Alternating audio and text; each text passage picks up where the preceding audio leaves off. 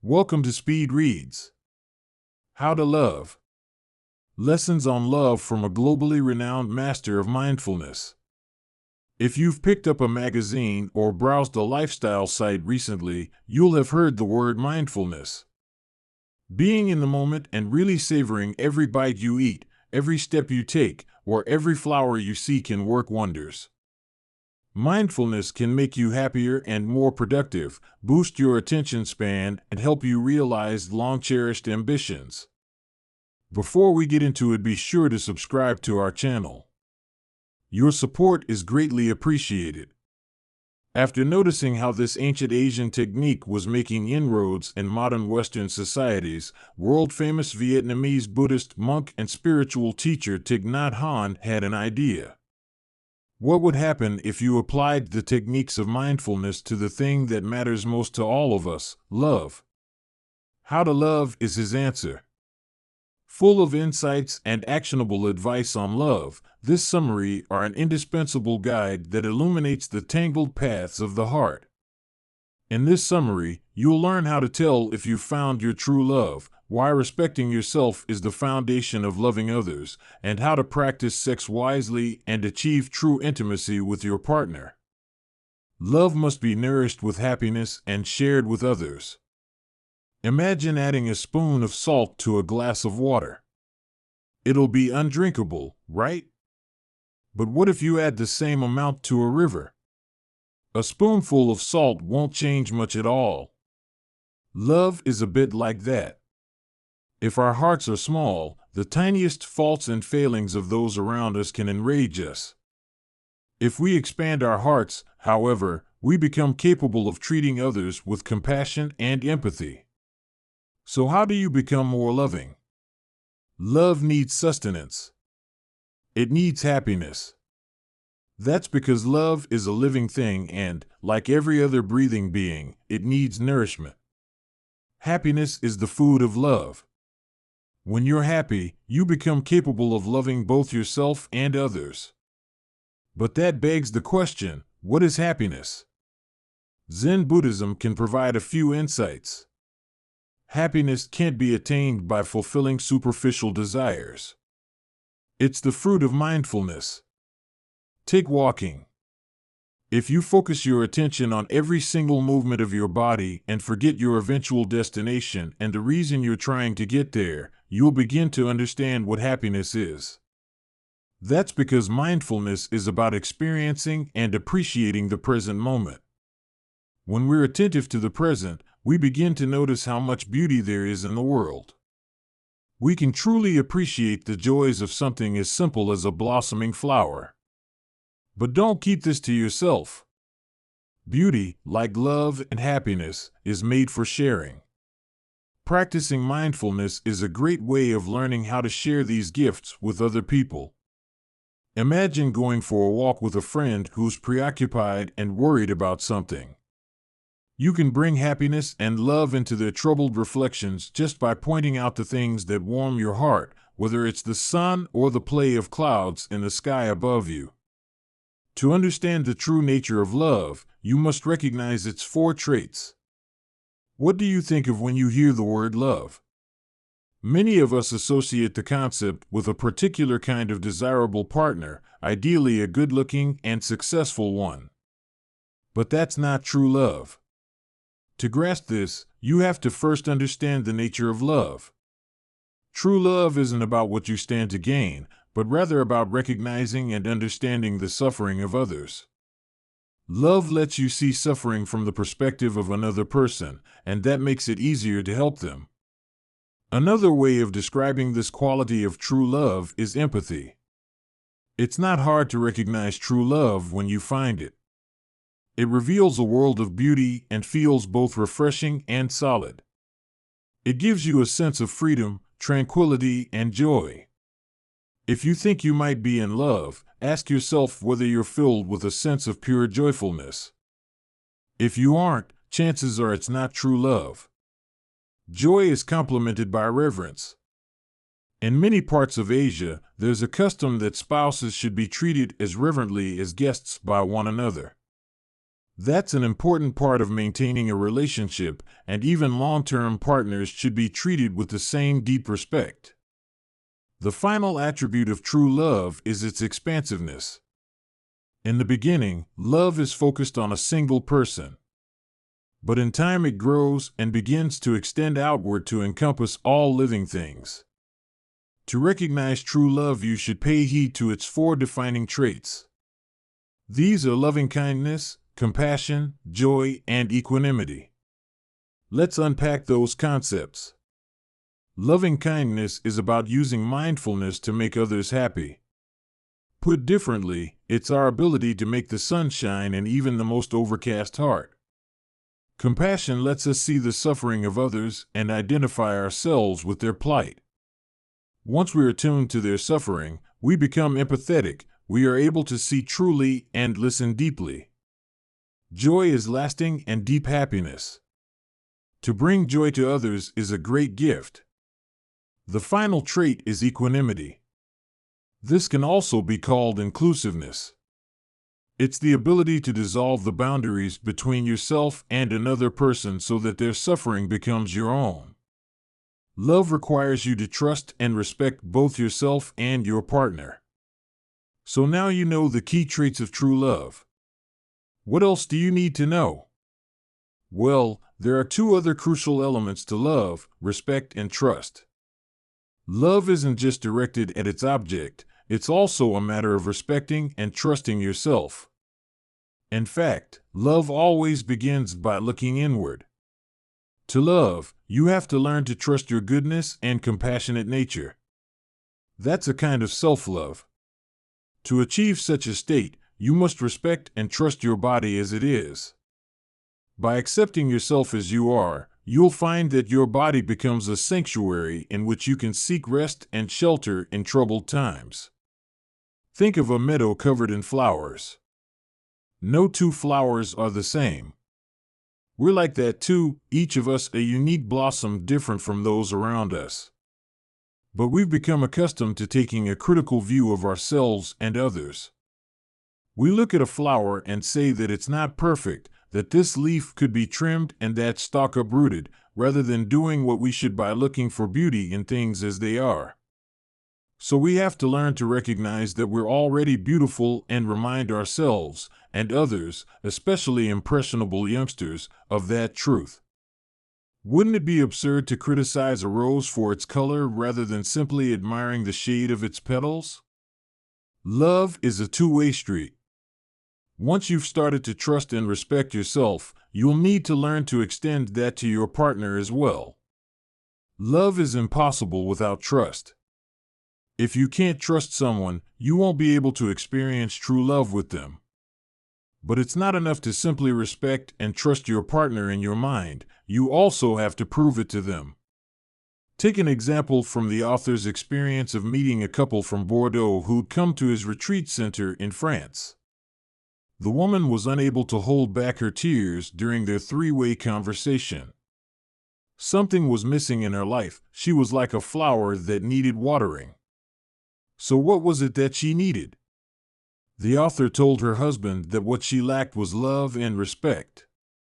Over lunch later that day, the husband acted on the author's advice.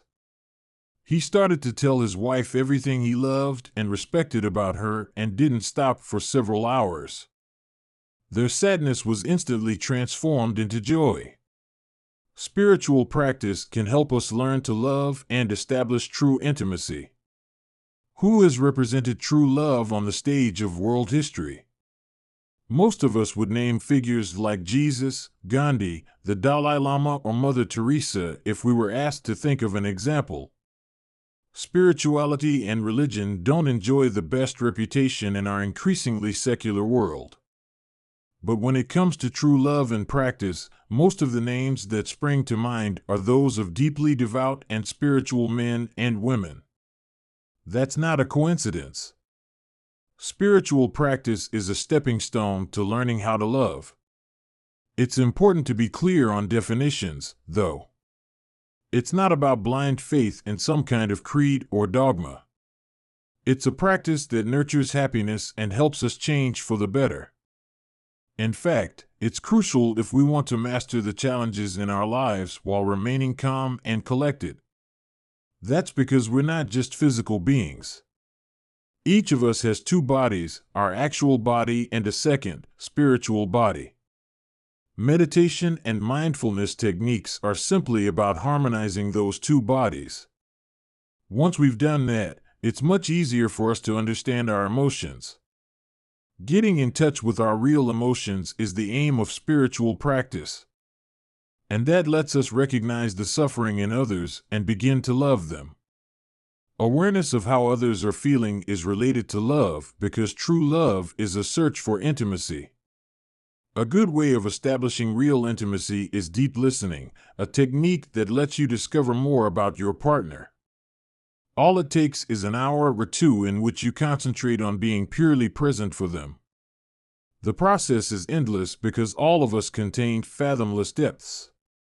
Physical intimacy is another means of establishing intimacy. Sex rises above the mundane and becomes a thing of true beauty when it is simultaneously an expression of emotional and spiritual intimacy. That's easier said than done, though, and it only works when both partners are fully mindful and filled with love for one another. Sex on its own doesn't establish true intimacy and should therefore be practiced wisely. Intimacy and sex are often conflated. Euphemisms like "we were intimate" underscore this. But in reality, they're different things altogether. That's because sex on its own can't establish true intimacy. Sex without love can be fun, but it is also unhealthy. In the end, sexual desire can become confused with real love and intimacy. As we have seen, we have two bodies. It's possible to simply satisfy the first, physical body while leaving the second, spiritual body, unfulfilled. Loveless sex entrenches the disconnect between heart and mind. People often turn to sex to relieve their loneliness, forgetting that loneliness is a condition that can't be healed by mere physical contact. A relationship in which both partners share the same dreams and aspirations as well as connecting on a deep emotional level is the only true remedy for loneliness. That's not to say that sex can't be a truly intimate affair. It can, but it needs to be practiced wisely. Saying no to sex when you don't feel like it is an essential part of this kind of mindfulness. Not agreeing to sex just to please your partner or to spare yourself the awkwardness of saying you're not in the mood is the only way of staying true to your needs and successfully communicating them. Sex that doesn't reflect your wishes and feelings won't be loving sex. Practicing sex wisely is all about harmonizing your desires with those of your partner. Truly intimate sex is the fruit of this sense of connection. This can be frustrating. Sometimes you just won't be on the same page as your partner. But you can learn to put your sexual energy to use in other parts of your life. Just think of celibate monks. It's not that they don't experience sexual desire. They develop techniques to harness it for other ends, putting it to work in chopping wood, tending to the garden, cooking, meditating, or devoting their attention to friends and family. Partners should share the same aspirations and seek to communicate lovingly with each other. Maintaining a loving relationship is hard. That's a good reason not to make the whole business even trickier by settling down with a mate who doesn't share your values and life goals. A sense of shared aspirations is vital to cementing a healthy relationship. That's because it establishes unity. When both of you have the same ideas about where you want to go in life, you can act in unison. That, in turn, is more likely when you've already spent time talking about what's important to both of you. Take a couple who have embarked on a path of spiritual learning. Because they share the same ideas about what they value most, they can also share their experiences by meditating together or making the world around them a more loving place. And there's no telling where that could take you. What starts out with just two people can soon blossom into a whole community.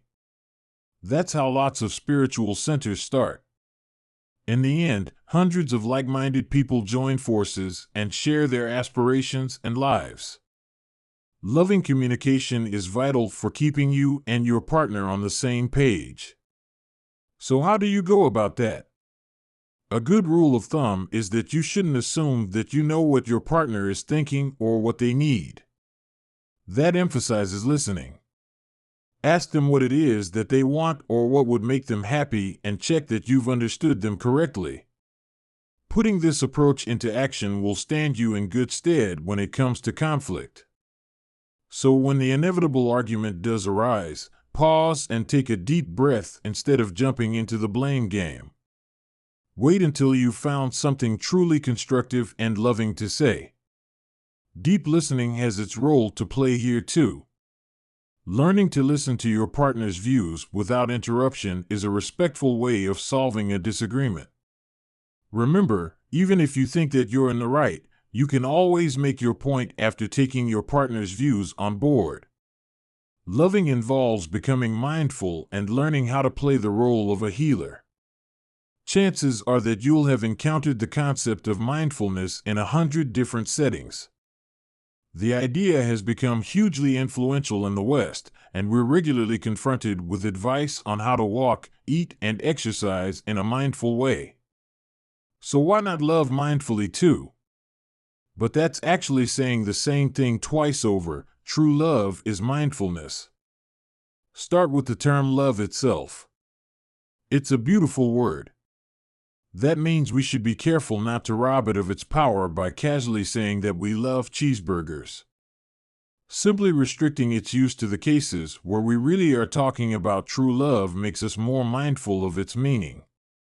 Mindful love is holistic. It means loving everything about someone and appreciating both their beauty and their weaknesses and faults. Mindfulness is a break on the reflexive, unthinking judgments which make us reject difficult aspects of those we love rather than devoting ourselves to patiently helping them change. Suspending automatic judgment allows the mindful lover to become a healer. To get a sense of this, we can turn eastward. Compassion in Sanskrit, an ancient philosophical language widely used across South Asia, is karuna.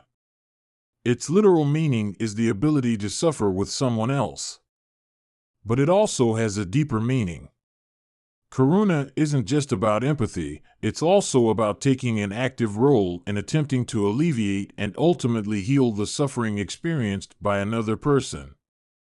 Think of a doctor. It'd be great if she was compassionate and could share the pain caused by your appendicitis, but you'd also want her to do something about it, right? That, after all, is what doctors are there for. They heal and eliminate the causes of pain, in this case by removing your appendix. Love is like medicine in this respect. It's an art that allows you to understand the suffering of your partner and help heal them. But, as we saw, love is a two-sided coin. Both you and your partner must be healers. You need to be able to ask for help when you're suffering. This can be tricky because it takes courage to admit that you need assistance, especially when it's your partner who's the cause of your pain. Appealing to each other for help, however, is the only way to achieve mutual healing. Question your assumptions about your relationship and rely on these key insights. Wouldn't it be nice if you had a wise little elf perched on your shoulder who could whisper the right words for every occasion directly into your ear? As anyone who's ever escalated a fight by accidentally choosing the wrong words knows, that'd be especially useful when it comes to resolving arguments. Luckily, there are 3 sentences you can commit to your memory to help you out in tricky moments. Firstly, tell your partner that you're angry and that this is making you suffer. If you find it hard to tell them directly, you can always write them a letter. Secondly, tell them that you're committed to the relationship and trying your best to be loving. Of course, you shouldn't say this if it isn't true. Take a breath and ask yourself if you're truly mindful about the relationship. Try to avoid saying anything in anger. Thirdly, ask your partner to help you resolve the situation. Having a plan like this to fall back on can be an invaluable tool for managing your relationship. But it's not enough on its own. True love is the fruit of an open mind. You must be prepared to question your assumptions about the relationship. Think of a sunset. At its very end, we're convinced that the sun is still in the sky. Ask a scientist, however, and they'll tell you that what we're actually looking at is an image of where the sun was around 8 minutes ago, due to the speed of light and the Earth's distance from the sun. Our perceptions and the assumptions we base upon them are often like that. It's easy to get hold of the wrong end of the stick. That's why it's best to be humble and question our view of things. We're often hurt most by the things we feel that our partner did on purpose. But if we look closely, we soon enough realize that they were working through their pain rather than trying to hurt us. Final summary. The key message in this summary: love isn't about sex, romance, or finding the perfect partner. True love is about being in the moment and learning how to listen and experience the suffering of others. When we become mindful, we become capable of deeper compassion and empathy. And that's the foundation stone of a loving life premised on respect and real intimacy. Actionable advice. Here's an example of mindfulness from the author's experience. Coming from a tradition in which hugging wasn't a normal social interaction, the author felt awkward when a Western woman asked him for a hug. So what did he do? He applied the spiritual techniques he'd learned to this unfamiliar situation. By concentrating on the present moment and devoting the full attention of his mind, body, and soul to the act of hugging, he invented a unique hugging meditation which allowed him to master a new practice and become more mindful and compassionate in his everyday life. Thanks for listening.